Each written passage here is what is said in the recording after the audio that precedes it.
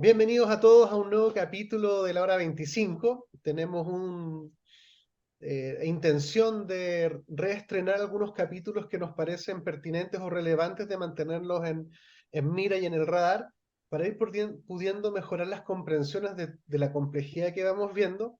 Y hay un capítulo particular que habíamos conversado con Eduardo, que aprovecho de darle la bienvenida, Eduardo. Bienvenido, Hola, hola. que tenía que ver con la obediencia, los estudios de Milgram, que vamos a rebautizar desobediencia cívica. Bueno, Siempre me ha gustado, cada vez que digo esa frase, eh, connotar que en ningún caso es un llamado a eso, solamente darle la realidad de que pueden llegar momentos en los cuales la lucidez, la templanza y el sentido común indique a ir avanzando en grados, hasta eventualmente antagonizar con algo que a todos luces pudiera ser incluso nocivo para el ser humano, o contraproducente, o ni siquiera lo mejor posible, y ahí hay que entrar a calibrar.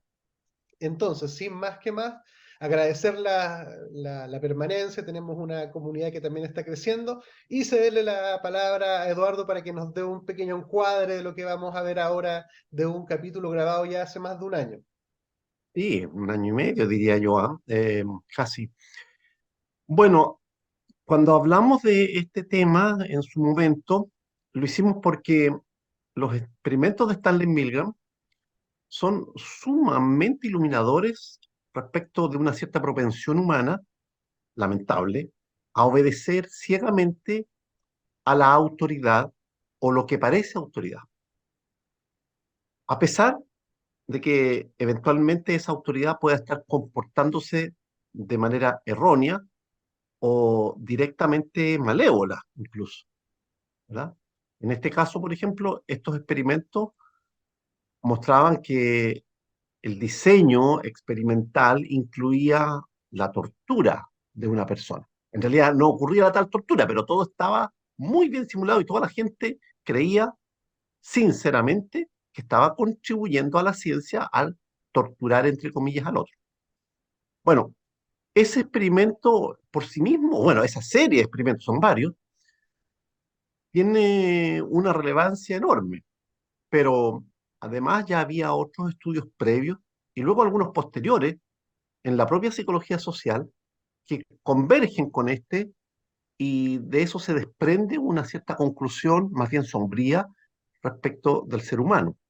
Estoy pensando en los experimentos de Asch acerca de la capacidad de la persona para mantener una opinión cuando el resto está en contra, aunque no tenga razón.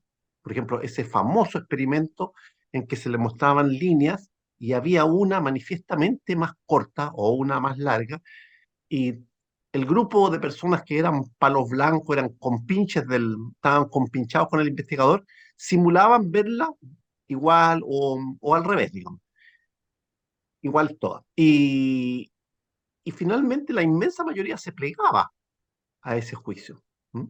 Ese diseño experimental puso a prueba entonces y demostró que el ser humano tiene muy poca capacidad para solventar una disidencia, para mantenerla, para argumentarla. Pero también están los experimentos de Philip Zimbardo, que fueron, bueno, un escándalo en la Universidad de Stanford, en que hubo, bueno, creo que lo expliqué en ese video, una distribución de roles de prisioneros y de alcaides o de celadores, digamos, ¿no? Y eso, bueno, tuvo que suspenderse, estaba presupuestado como para 2 semanas y creo que duraron 6 días y ya hubo que suspenderlo porque en realidad los celadores, que además eran estudiantes de psicología, se comportaron de manera completamente impropia. Entonces, todos estos estudios, y hay otros más, digamos, nos muestran un aspecto muy sombrío del ser humano, muy sombrío, respecto al cual no hay que desentenderse, todo lo contrario, hay que ponerlo en el foco y sacar las conclusiones del caso y tomar las medidas. No solo desarrollar el espíritu crítico, porque el espíritu crítico puede estar desarrollado y después no haber voluntad o actitud suficientemente firme frente a un avance autoritario, por ejemplo, que hay que bloquear o que hay que contrarrestar. Entonces, yo creo que buena parte de lo que hemos ido sembrando a lo largo de estos programas nosotros tiene que ver directamente con desarrollar esa capacidad. Y por último, me gustaría decir que a mí me pareció siempre importante la conclusión a la que llega Stanley Milgram. ¿M? Y es que en el fondo de los fondos nuestra cultura ofrece una especie de crianza asimétrica y una socialización asimétrica. ¿No? No forma a las personas por igual respecto de la capacidad de obedecer y la capacidad de desobedecer. Nos enseña a desobedecer adultamente, adecuadamente, porque uno puede desobedecer adecuadamente. Por ejemplo, está la figura del conflicto de conciencia, ¿no es cierto?, para algunas personas. Bueno, hay muchas maneras que uno puede incluso inventar para, con asertividad, o sea, con presencia de ánimo, haciendo valer los propios derechos, ¿verdad?, oponerse a una manipulación, digamos, que va contra los valores que uno sustenta y que además hacen parte de la sociedad en la que vivimos. Porque torturar a otros nunca ha sido un valor, aunque se le muestre como algo asociado a la ciencia, una contribución a la ciencia. Bueno, eso por ahora, digamos. Y claro, los vínculos son muy, muy, muy, muy nítidos. Por ejemplo, se nos ha estado pidiendo que comulguemos con unas ruedas de carreta muy gigantescas en materia farmacológica, en materia climatológica, y habiendo muchos, muchos, muchos contraargumentos, aceptamos que se tilde, así con una liviandad asombrosa, de meros negacionistas a quienes están ofreciendo contraargumentos valiosísimos, además incontestables. Y eso también es una muestra de que la obediencia puede llegar todavía más lejos. No es solo colaboración con el mal y con el autoritarismo, es ya una especie de sociopatía inducida. Así que bueno, a lo mejor con eso debería bastar. Es como para introducir un video que ya es antiguo, pero el tema no tiene nada de antiguo. El tema es permanente.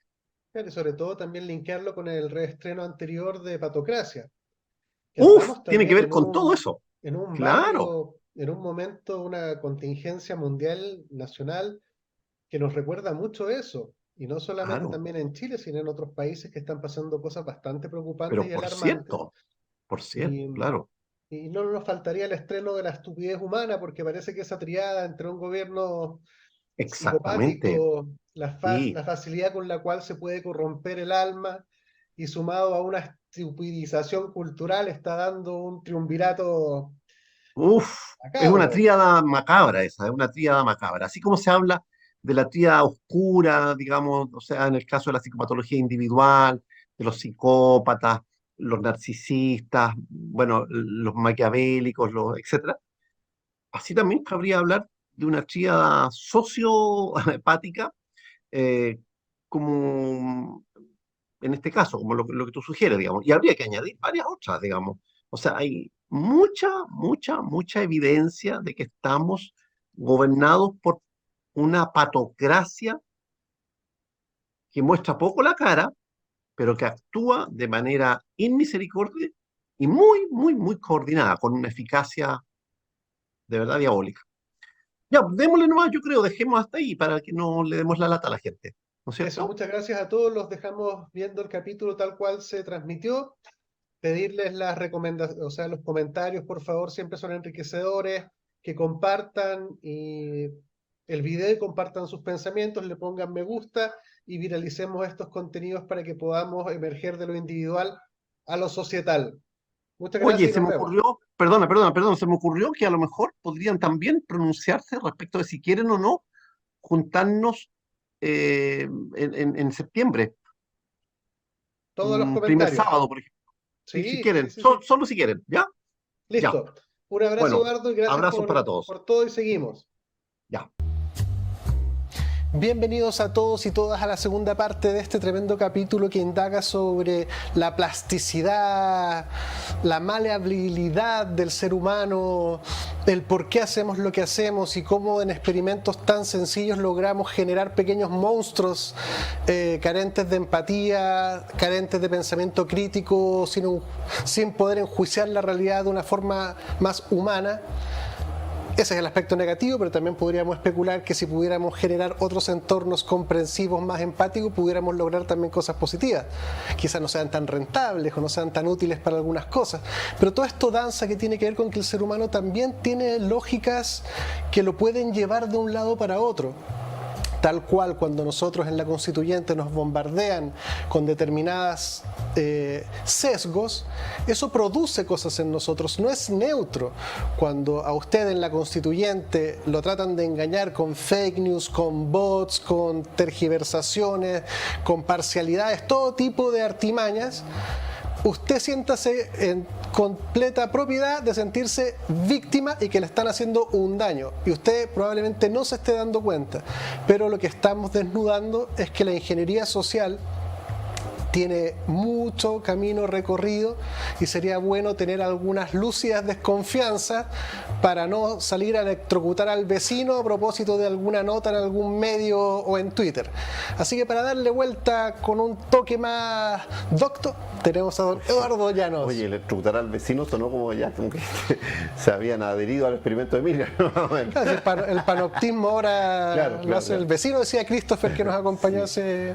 Oye, retengo dos cosas de todo lo que comentaste recién. El tema de la ingeniería social, que bueno, estamos presenciando un gran experimento planetario, digamos, ya no solo social, pero habría que dedicarle a eso alguna reflexión, pero ya no vamos a alcanzar hoy día. Una vez unos colegas me invitaron a reflexionar sobre eso a propósito del cine, bajo ese título precisamente, está por ahí en YouTube, Ingeniería Social y Cine, o Cine e Ingeniería Social, algo así, ¿ya? Unos colegas de Osorno, saludos para ellos. Fue bastante entretenida esa conversación y fue larga. Bueno, tiene que ver con esto también, por eso lo digo. Bueno, pero porque ahí seguramente hay cuestiones que no alcanzamos a decir aquí, pero me gustó también la noción de maleabilidad, que la usaste ahí casi como un equivalente de plasticidad. Pero me gustó más el significante maleabilidad, porque tiene dos significados posibles. Claro, por un lado, esta ductilidad, ¿verdad? Esta ductilidad, esta capacidad de los materiales de amoldarse según la forma que se les quiera, adoptar esa forma. Pero también maleable en el sentido de transformarse en malo. O sea, nos pueden malear, ¿verdad? Nos pueden transformar en malos con las mejores consignas, con las mejores declaraciones, ¿no? Haga tal o cual cosa por la patria o por la salud de la población. En nombre del Señor. En nombre del Señor, en nombre de qué sé yo, o para ganarse un pedazo de cielo, ¿verdad? Denuncia a la candidata bruja, esa a la que le parece bruja, denuncia a este personaje porque parece que está, qué sé yo, contaminado, no está usando mascarilla y qué sé yo, en fin, con eso está poniendo en riesgo a todo. ¿Está poniendo en riesgo? Realmente, ¿no? Porque los estudios dicen muy otra cosa, ¿eh? Bueno, pero en fin, ese riesgo de que una autoridad torpe, estúpida o muy inteligente, siniestramente inteligente, o instrumentalizada también. O instrumentalizada también, ¿verdad? Que sabe que no debe hacer lo que está haciendo, pero cumple órdenes de otra autoridad todavía más remota y más elevada. Todas esas posibilidades son completamente reales, todas se dan. ¿Alguna vez reflexionamos sobre eso a propósito de esta especie como de correlación que hay entre la organización política, ¿no?, de varios niveles, nacional, regional, planetaria? Por ejemplo, ya, las autoridades políticas de un país concreto, ¿verdad?, de un país específico. Las autoridades de la OEA, por ejemplo, o de la Unión Europea, que están por encima de los presidentes de cada país. ¿Y por qué? Bueno, porque en algún minuto algún otro presidente previo fue signatario de un acuerdo, firmó un acuerdo que le concedía a esa institución global, suprasegmentaria que está por encima de los segmentos nacionales, una cierta capacidad de decisión. Sí, perdón, es muy importante aclarar que esto sucede. Sucede, pero absolutamente. Y que está constatado, evidenciado. Claro. Y está sucediendo hoy de día. que es así. Y nosotros las vemos también, la OMS, la ONU, la OTAN. Hay un nivel superior todavía, por encima de la OEA, de la Unión, de la Unión, qué sé yo, panafricana. Hay algo que se llama UNESCO, ONU, FAO, etcétera, OMS, que están empezando a acumular un nivel de poder completamente insospechado hace 20 o 30 años y que no se condice en absoluto con el propósito que se declaraba, ¿verdad?, al convocar a esas organizaciones y que precisamente porque no se vislumbraban estas salidas, digamos, los países, bueno, fueron signatarios voluntariamente, porque parecía que todo apuntaba a organizarse mejor, a asegurar unos ciertos grados de justicia o de racionalidad. Pero mira, por ejemplo, la OTAN. La OTAN no es un juez de ninguna manera imparcial en materia de guerras, de ninguna manera. No es una blanca paloma a la que Rusia, el cuervo, está acechando para despedazarla. No, pero sí es muy al contrario el asunto, ¿no? Y así en muchos otros terrenos. África, digamos, no es un continente de puros países irresponsables que están rehusándose a seguir las instrucciones de la OMS. No, tienen muy buenas razones. Vean, por favor, o lean el libro, que está basado en hechos reales, El jardinero fiel, la película. Está basado en hechos reales y entérense de lo que tienen que enterarse. Bueno, y ahí vamos escalando la autoridad, que partimos en un experimento de básicamente yo soy científico, vengo con una bata blanca, llegué a una universidad y conviertes en un torturador a alguien, escalarlo hasta niveles de la OTAN y quién está arriba de la OTAN y detrás de la OTAN. Pueden haber algunos otros niveles todavía por descubrir. Exactamente. Es como si el investigador de delantal blanco que está allí, ¿verdad?, con ese supuesto respaldo institucional, estuviera a su vez respondiendo a una autoridad mayor que él, que es la del decano o la del rector, ¿verdad? Y entonces cuando él dice el experimento requiere que usted siga cooperando, en realidad es lo mismo que escucha él de la autoridad que tiene él por encima. Y a su vez esa autoridad probablemente recibe el telefonazo del ministro de Educación y el ministro de Educación a su vez, bueno, recibe instrucciones en una reunión internacional en la que le doran mucho la píldora, los hacen sentir muy importantes, pero le están dando instrucciones precisas respecto de cómo deben modificar la educación en cada país. Por ejemplo, eliminando las clases de historia, las clases de filosofía, metiendo ideología de género, Entonces, es algo muy impresionante. O sea, a los chiquillos les estamos dando ideología en lugar de darle herramientas. La educación no puede pretender que consiste la tarea educativa en enseñar qué pensar. No. La educación consiste en promover habilidades respecto de cómo pensar. Puede enseñarnos cómo pensar, cómo razonar, pero no qué pensar. Eso lo decide cada uno. En el peor de los casos que lo decía la familia, pero que no lo decía el Estado. Sobre todo si está en manos de psicópatas. Bueno, la segunda cosa por la que quiero hilvanar estas cuestiones es porque no solo estas autoridades más remotas y más elevadas son menos visibles, sino que además, y esto lo correlacionamos con otras conversaciones que hemos tenido, hay prueba evidente, prueba irrefutable, de que en los niveles más altos se concentra una mayor cantidad de psicópatas. Entonces, ¿cómo vamos a estar confiando alegremente, ¿verdad?, en las autoridades que dan órdenes cuando esas autoridades no rinden nunca cuentas? No hay accountability de esa. ¿Qué accountability hay realmente de la ONU, de la OTAN, de la FAO, de la OMS? Nula.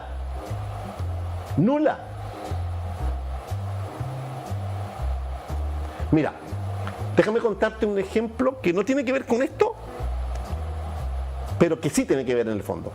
Ilustra el caso. No voy a dar nombres, pero hace unos 35 años, yo era un joven, qué sé yo, me había lesionado la mano, y fui a un traumatólogo. Entonces, el traumatólogo me atendió, que se me dijo, bueno, tienes que aplicarte una radiografía, qué sé yo, y tráemela, y cuando la traigas, asómate a la puerta y me la muestras así, para que no tengas que pagar de nuevo, porque yo le echo un vistazo. ¿Seguro? Porque yo puedo pagar, porque en ese tiempo tenía un plan muy barato, en esos tiempos eran muy baratos los primeros planes. Y le puedo pagar la consulta para... No, me dijo, si quien le roba al ladrón tiene 100 años, perdón. ¿Cómo le...?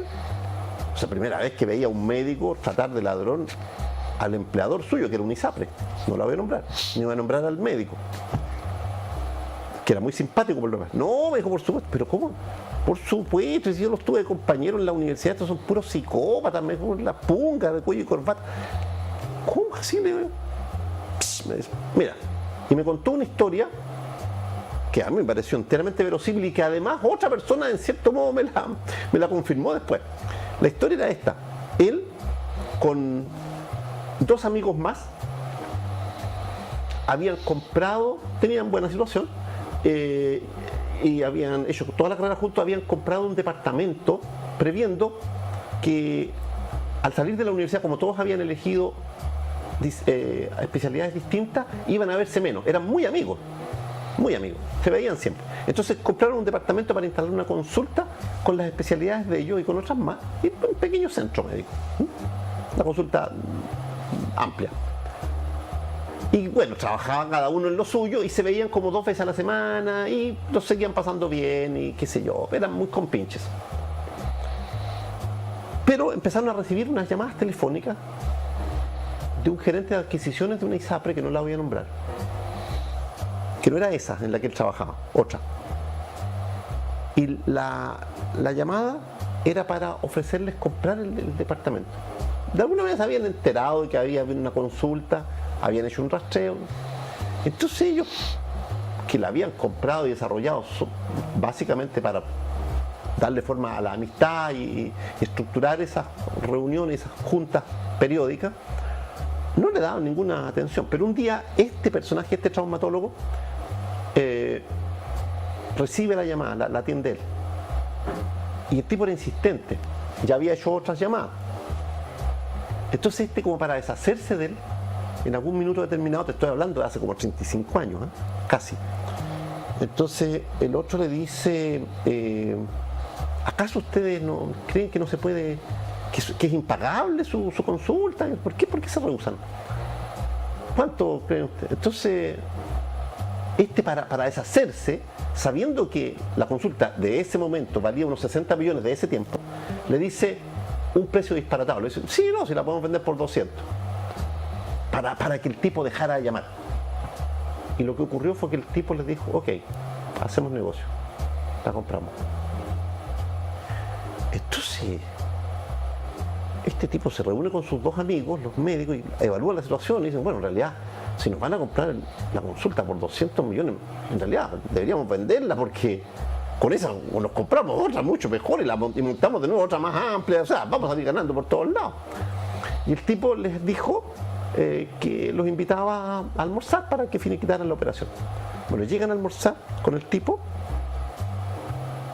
y después de un preámbulo muy breve le dice, bueno, ok, hacemos la operación, ustedes dijeron 200 millones, bien, pero la venta es por 300. Se quedaron mirando, simulan, claro, recibir 300, reciben 200. Pagar 60 ya era justo. Imagínate lo que estaba haciendo el tipo: desembolsar 200 millones de las arcas de la ISAPRE, de la que él era gerente, no dueño, era uno de los gerentes de adquisiciones, pero fingía pagar 300 a este personaje, porque él se iba a quedar, a estos personajes, a los 3 médicos, porque él se iba a quedar con 100. Imagina tú que lo hizo por teléfono. ¿Cuántas operaciones de ese tipo más hizo? Y los del ISAPRE nunca se enteran desde luego no se enteran los afiliados, pero tampoco los demás socios, porque a final de año hay una rendición de cuentas global, vaga, y siempre estaba ganando plata, quizás porque ganaba tal cantidad de plata que esa fuga de dinero, ¿verdad?, a través de estas chiquiñuelas de este tipo, ¿verdad?, y otras seguramente, no impedían que hubiera un saldo positivo, siempre. Entonces siempre seguía siendo un buen negocio. Entonces, ahí tú tienes un ejemplo de cómo un psicópata, camuflado como autoridad, en este caso gerente de operaciones, puede hacer de la suya y permanece invisible por mucho tiempo. Y anda tú a saber si estaba en complicidad con el gerente mayor, porque cómo operaba con esa impunidad, con esa audacia, con esa desaprensión. Porque Eduardo, muy desaprensivamente llamó a estos tipos, a estos médicos. nos van quedando poquitos minutos Ya. y te quería pedir, además de la conclusión, caracterizar un poquitito la psicopatía para los que quizá asocian psicópata como un homicida, por ejemplo. Ya. Porque es bastante particular el psicópata. Claro. A ver. Pero bueno. cortito, porque después tenemos que cerrar. Sí, bueno, cortito. Hay como 3 grandes cuadros que se pueden confundir, sobre todo en la opinión pública, digamos, lega en psicología, que son, por un lado, el narcisista maligno, el psicópata, y lo que podríamos llamar el perverso. A veces coinciden esas 3 tendencias en una misma persona y eso la hace particularmente peligrosa, digamos. Pero ya el psicópata es muy peligroso. Sin embargo, claro, como tú dices, es probable que la gente esté asociando con psicópata al malhechor que termina en la cárcel. Pero ese malhechor muchas veces es un sociópata o a veces es un psicópata, pero de rango menor. Peligroso, claro, porque asalta bancos, mata gente, en fin. Pero se muestra. El psicópata más peligroso es el que está camuflado, integrado, sobre todo en las instituciones, en los gobiernos, en los lugares donde tiene poder sobre otros. Y puede adquirir poder, adquirir riqueza y hacer de las suyas. El psicópata, por definición, no siente empatía. Suele ser un personaje muy inteligente y suele ser muy convincente. El psicópata de ese nivel. Y se cuida muy bien de dar siempre una muy buena impresión. Lo que provoca regularmente, típicamente, infaliblemente, es daño, mucho daño. Porque estos psicópatas, la mayor parte de las veces, son sádicos o al menos inmisericordias. Después podemos dedicarle más tiempo a la psicopatía, Sí, pero hay muchos. Pero solo para cerrar, ¿cuál sería la videos motivación Mira, de un psicópata? el problema principal de los psicópatas es que como no sienten empatía, salvo empatía cognitiva, en el mejor de los casos, o sea, ellos son capaces por inteligencia de darse cuenta de lo que estás sintiendo tú. Y entonces pueden tener una respuesta más o menos aproximada, similar a lo que sería esperable, a lo que ellos observan en otras personas que tienen éxito por sus habilidades sociales o por su propia empatía. Entonces ellos pueden simular todo eso y lo pueden hacer tan bien, porque muchos de ellos son tan histriónicos, tan buenos actores, que generan la impresión de que son buenas personas. El problema principal, como digo, es esa falta de empatía, la falta de escrúpulos. No tienen escrúpulos porque no han interiorizado las normas sociales ni su sentido. Lo más que pueden interiorizar es una cierta conciencia de que al otro le importan. De que al otro le importa. Pero no más que eso. Y el psicópata se saldrá siempre con la suya. O eso es lo que buscará a como dé lugar. Típicamente el propósito del psicópata resulta ser antisocial, resulta ir en contra de los otros, ¿no? Que puede ser un par de personas, puede ser un psicópata, digamos, en un contexto familiar, en un contexto laboral, pero puede haber psicópatas a un nivel ya mundial. Y los hay sin duda. Personajes capaces de robarle al planeta entero, no ya a un país, a un planeta entero, por diversas vías. Esos psicópatas mayores están súper camuflados y están en algunos casos empoderados, porque además se visten de filántropos, algunos de ellos. Siendo licántropos, siendo hombres lobos, se visten de filántropos. O se visten de estadistas, siendo estafistas, digamos, siendo estafadores, digamos. Entonces, bueno, yo recomendaría a los que tengan interés por el tema, digamos, ver videos o información acerca de la psicopatía y la sociopatía, porque estamos infaliblemente bajo el gobierno de psicópatas en buena medida en todos los países del mundo. ¿Te acuerdas que te contaba la otra vez que un estudio como de metainteligencia descubrió que en Estados Unidos el 80% de los congresistas, aparte de los otros políticos, merecía estar en la cárcel? Eran psicópatas en realidad, o sociópatas. Y pasa eso con buena parte de los líderes del mundo. Y se amplifica muchísimo el alcance del mal cuando uno, además, volviendo a los estudios de autoridad, basta con que los que están en la punta de la pirámide sean psicópatas para articular un encuadre de sentido para cualquier cosa, y de ahí empiezan por estadística a multiplicarse, bueno, solamente por atender a la instrucción. La élite más oscura, las 13 familias, los 300, el grupo de Bilderberg, el grupo Davos, la comisión trilateral, todo eso, no son 100%, porque hay personas que llegan ahí inocentemente, digamos, ¿no? O porque los han infatuado, qué sé yo, manipulándolos con halagos y qué sé yo. Pero en esas comisiones hay una cantidad muy inquietante de psicópatas, y el cálculo que ellos hacen, y lo han declarado en algún momento, es que con un sujeto cada 1000 habitantes ellos controlan el planeta. El secreto está en habitar la buhardilla del edificio, la punta de la pirámide. Preocupante. Vamos cerrando porque nos quedan casi un minuto. Ya.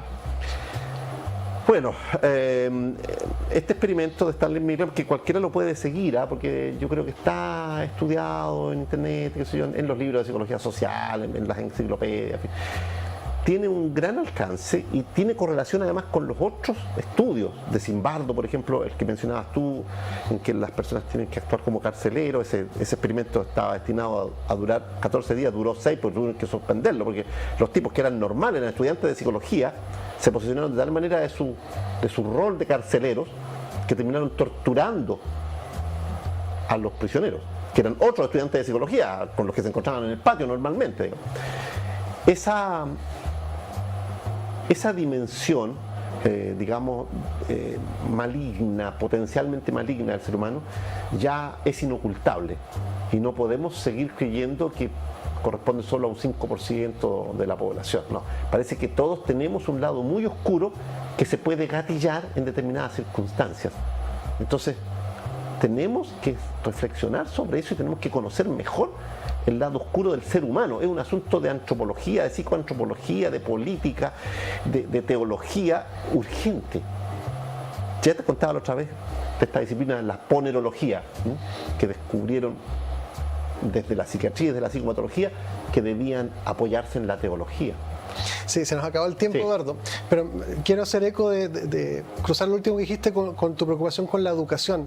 A nosotros como adultos nos toca tener una lectura más lúcida de la realidad, más alerta de los peligros, para poder educar niños más lúcidos y no seguir dormidos generando zombies. Lo que está pasando en el mundo está pasando realmente. Podemos tener todos los matices que uno quiera, creer lo que creamos, pero aquí maldad hay.